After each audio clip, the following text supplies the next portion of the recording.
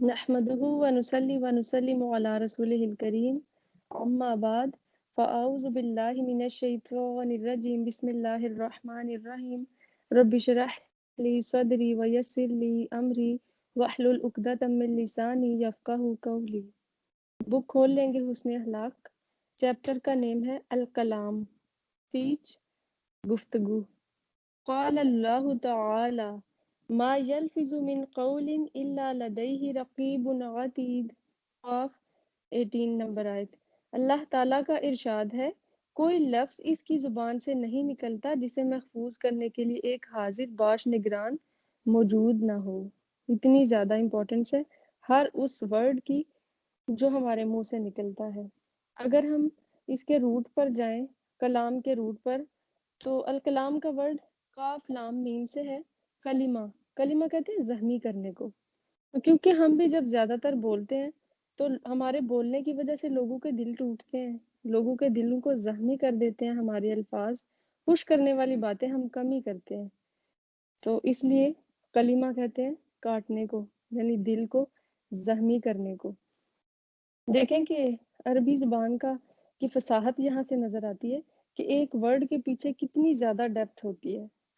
اور کلام کا ورڈ پھر گفتگو کے علاوہ شاعری کے لیے بھی آتا ہے۔ تو یہ اللہ تعالیٰ کی بہت بڑی نعمت ہے، یعنی زبان یہ اللہ تعالیٰ کی نعمت ہے۔ اس کا اچھا استعمال اس کی شکر گزاری ہے اور اس کا غلط استعمال اس کی ناشکری ہے۔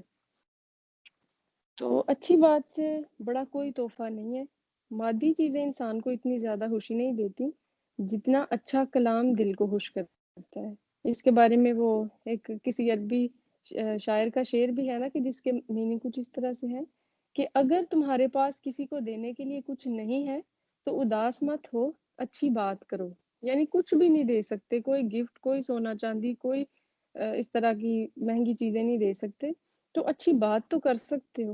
اور نبی صلی اللہ علیہ وآلہ وسلم نے بھی ارشاد فرمایا تھا نا کہ الکلمۃ الطیبۃ صدقہ، کہ اچھی بات جو ہے وہ بھی صدقہ ہے۔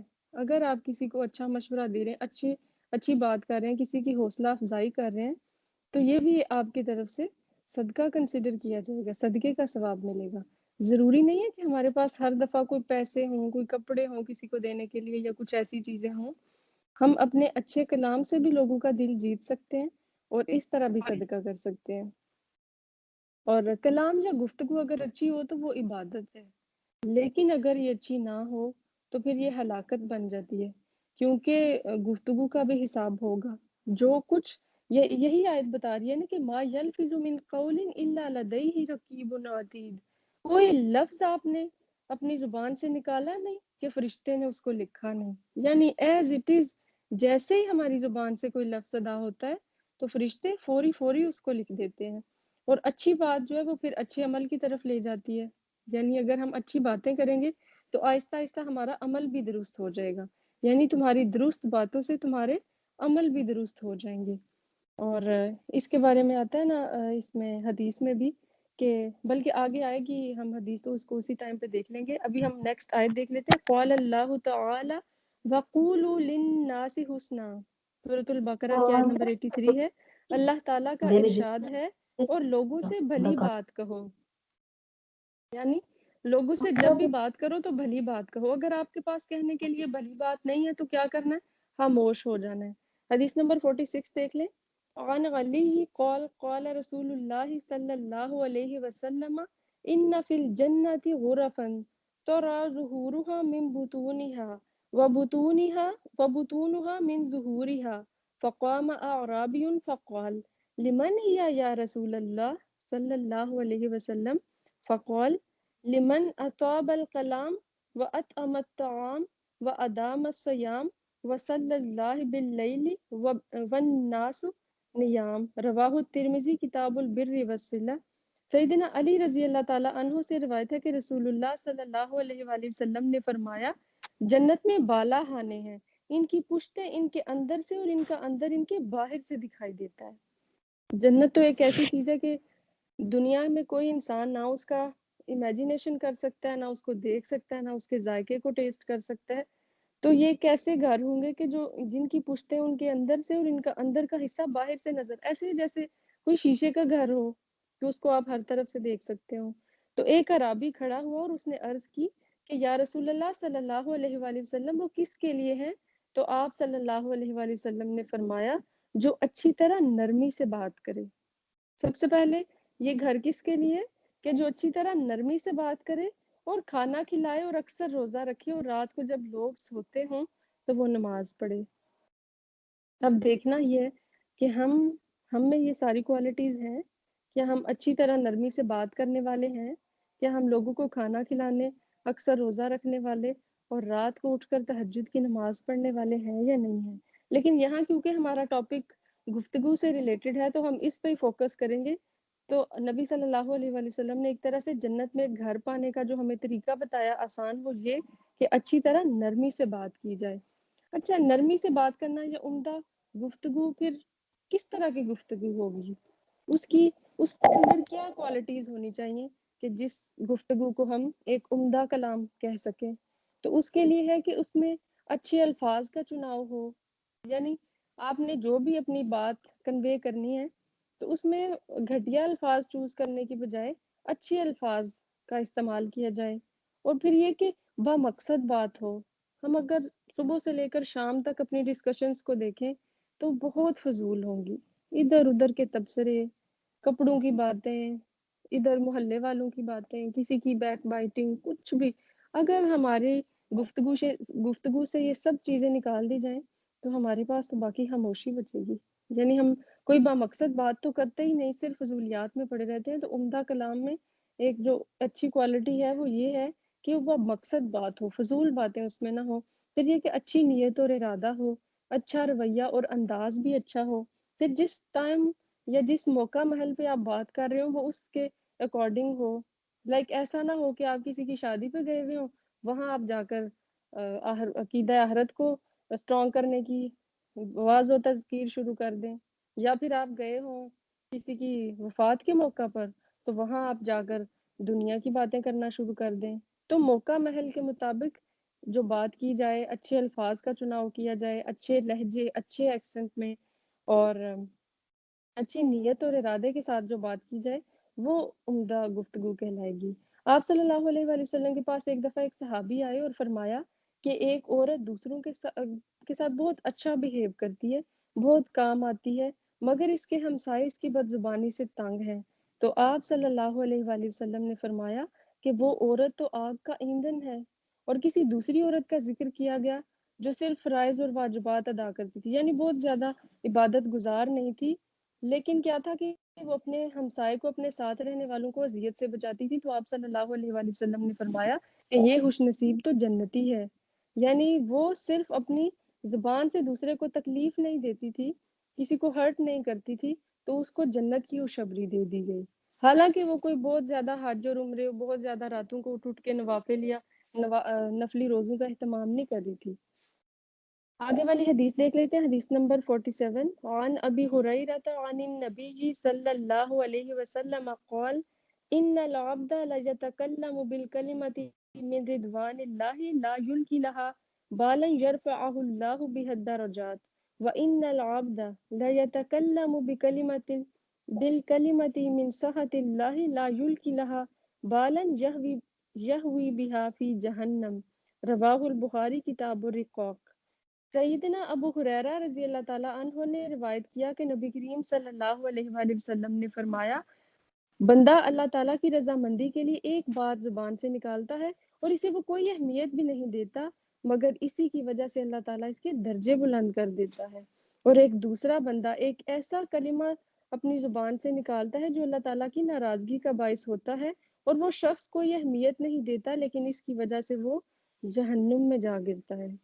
کتنی سخت حدیث ہے. یعنی ہر وقت ہم جو کچھ بول رہے ہیں ہمیں اتنا زیادہ محتاط رہنے کی ضرورت ہے کہ ایک لفظ ہمارے لیے جنت یا جہنم کا فیصلہ کر سکتا ہے. اور پھر دیکھیں کہ یہاں کہا گیا کہ وہ اس پر زیادہ توجہ بھی نہیں دیتا، اسے وہ کوئی اہمیت بھی نہیں دیتا، مگر اسی کی وجہ سے اللہ تعالیٰ اس کے درجے بلند بھی کر دیتا ہے. یعنی وہ اگر اللہ کی رضا کی بات کرے اور اگر وہ اللہ کی ناراضگی کی بات کرے، حالانکہ وہ بس آرڈنری وے میں، کبھی ہم ایسا کرتے ہیں نا کسی کو ہنسانے کے لیے یا اپنی بہت زیادہ محرومیوں کو ڈسکس کرنے کے لیے ہم ایسا کہہ دیتے ہیں کہ میں نے تو اللہ کا پتہ نہیں کیا بگاڑا تھا، یا اللہ کو تو نعوذ باللہ مجھے سے کوئی دشمنی ہے، اس طرح کی ہم بات کر دیتے ہیں۔ یا کبھی ہم بے دہانی میں ایسے الفاظ بھی کہہ دیتے ہیں کہ بس اللہ کی رضا میں ہم راضی ہیں۔ تو ہو سکتا ہے کہ ہمارے منہ سے ان الفاظ کا نکلنا واقعی ہمیں اللہ تعالیٰ کی رضامندی کا مستحق ٹھہرا دیں، یعنی ہمیں اس کی ہمیشگی کی رضا مل جائے۔ عقبہ بن عامر نے رسول اللہ صلی اللہ علیہ وآلہ وسلم سے پوچھا کہ نجات کس چیز میں ہے؟ تو آپ صلی اللہ علیہ وآلہ وسلم نے فرمایا کہ زبان کو قابو میں رکھو، اپنے گھر کو کافی سمجھو اور اپنی خطاؤں پر رویا کرو۔ یعنی اپنی زبان کو قابو میں رکھنا یہ وہ چیز ہے کہ جو انسان کو نجات دلا دیتی ہے۔ اور دیکھیں نہ صرف آخرت کی نجات بلکہ اس سے دنیا کی ہم بہت سارے جھنجھٹوں سے بچ جاتے ہیں۔ ہمیں کلیئرنس نہیں کرنی، کلیریفیکیشن نہیں دینی پڑتی بہت زیادہ لوگوں کے کہ ہم نے یہ بات کی تھی، نہیں اس کا مطلب ایسے نہیں تھا ویسے تھا، ہم تو مذاق میں بات کر رہے تھے۔ تو اگر صرف ہم خاموشی اختیار کر لیں، یعنی اپنی زبان کو اپنے قابو میں رکھ لیں، تو بہت ساری مشکلات تو یہیں حل ہو جائیں گی۔ یعنی ہمیں اپنے آپ کو درست کرنا ہے، ہم دوسروں پر ہی تبصرہ کرنے سے فارغ نہیں ہوتے، یعنی ہمارا سارا ٹائم دوسروں پر ڈسکشنز کرنے میں گزر رہا ہوتا ہے۔ تو گفتگو جتنی ہم دوسروں کے بارے میں کریں، اگر ہم اس کو اپنی اصلاح میں خرچ کریں تو ہمارا اخلاق کتنا اعلیٰ ہو جائے۔ تو اس سے پہلے کہ ہم لوگوں کے خوف سے محتاط ہو جائیں کہ لوگ کیا سوچیں گے، لوگ کیا کہیں گے، تو ہمیں اللہ کے خوف سے محتاط ہونا ہے اور اپنی زبان کو قابو میں رکھنا ہے۔ یعنی یہ ایک جسم کا وہ حصہ ہے کہ جو انسان کی عزت میں اضافہ بھی کر دیتا ہے، اس کو جنت میں بھی دیکھیں جو عبادات کے آپ تسبیحات پڑھتے ہیں، استغفار پڑھتے ہیں، وہ کہاں سے آپ ادا کر رہے ہوتے ہیں؟ بلا شبہ اس میں دل بھی انوالو ہوتا ہے، ساری ہم ایک ایک سیل سے اللہ کا ذکر کر رہے ہوتے ہیں، لیکن زبان کا کتنا بڑا رول ہے اس میں کہ ہماری عبادات بھی اسی سے ادا ہو رہی ہیں، اور جو کلمہ کفر ہے وہ بھی اسی زبان سے ہی ادا ہو رہے ہیں۔ تو غلط الفاظ سب سے زیادہ جہنم میں لے جانے والی چیز ہے۔ حدیث نمبر 48 دیکھ لیتے ہیں۔ عن عائشہ قالت کان کلام رسول اللہ صلی اللہ علیہ وسلم کلاما فصلا یفہمہ کل من سمعہ، رواہ ابو داؤد کتاب الادب۔ سیدہ عائشہ رضی اللہ تعالی عنہا بیان کرتی ہیں کہ رسول اللہ صلی اللہ علیہ وآلہ وسلم کی گفتگو صاف اور واضح ہوتی جسے ہر سننے والا سمجھ لیتا۔ یعنی نبی صلی اللہ علیہ وآلہ وسلم کی گفتگو اتنی کلیئر ہوتی، اتنا آہستہ بولتے کہ اگر ایک اور روایت میں آتا ہے کہ اگر اس کو کوئی گننا چاہے تو گن سکتا ہے۔ یعنی اس قدر ٹھہراؤ تھا آپ کی گفتگو میں اور آپ کی اسپیچ میں۔ اب اگر ہم اپنی گفتگو کا جائزہ لیں، سب سے پہلی بات تو یہ ہے کہ ہم بمقصد گفتگو نہیں کرتے۔ ہماری گفتگو کا بڑا حصہ فضولیات پر، غیبت پر، چغلیوں پر، دوسروں پر تبصرے کرنے پر گزر جاتا ہے۔ تو نبی صلی اللہ علیہ وآلہ وسلم کی گفتگو کو آپ دیکھیں کہ کس قدر خوبصورت اور کتنی اچھی ہے، اور جتنی حدیث کی بک ہیں ان میں نبی صلی اللہ علیہ وآلہ وسلم سے ریلیٹڈ ان کی عادات اور جو انہوں نے کسی کی کوئی چیز پسند کی ناپسند کی سب کچھ لکھا ہوا ہے۔ تو اگر 63 ایئر کی ایج تک کی جتنی باتیں تھیں وہ لکھی جا چکی ہیں، تو اگر ہماری کوئی کتاب لکھنا چاہے تو جتنی حدیث کی یہ صحافتہ ہے، ہماری تو ایک دن میں اتنی باتیں ہو جائیں اگر کوئی لکھنے پر آئے۔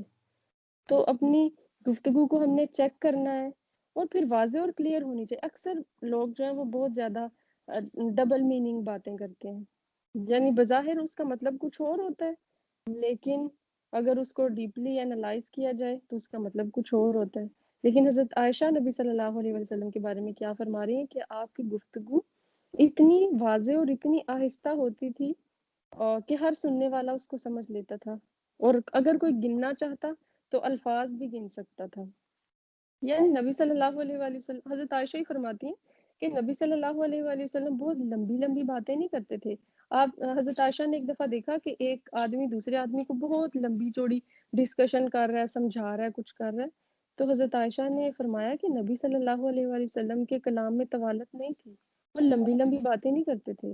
یعنی دیکھیں کہ اگر بات لمبی ہو تو سننے والے پر بھی بوجھ بن جاتا ہے کہ کب ختم ہو۔ اکثر لوگ بات شروع کرتے ہیں، تمہید اتنی لمبی باندھ دیتے ہیں کہ اصل میں جو بات ہوتی ہے وہ سن کر انسان کہتا ہے کہ کھودا پہاڑ نکلا چوہا والی بات، کہ اس میں ہوتا کچھ بھی نہیں ہے لیکن تمہید اس قدر باندھ دی جاتی ہے. لیکن نبی صلی اللہ علیہ وآلہ وسلم کی گفتگو کیسی تھی کہ بہت زیادہ لمبی لمبی باتیں آپ نہیں کرتے تھے.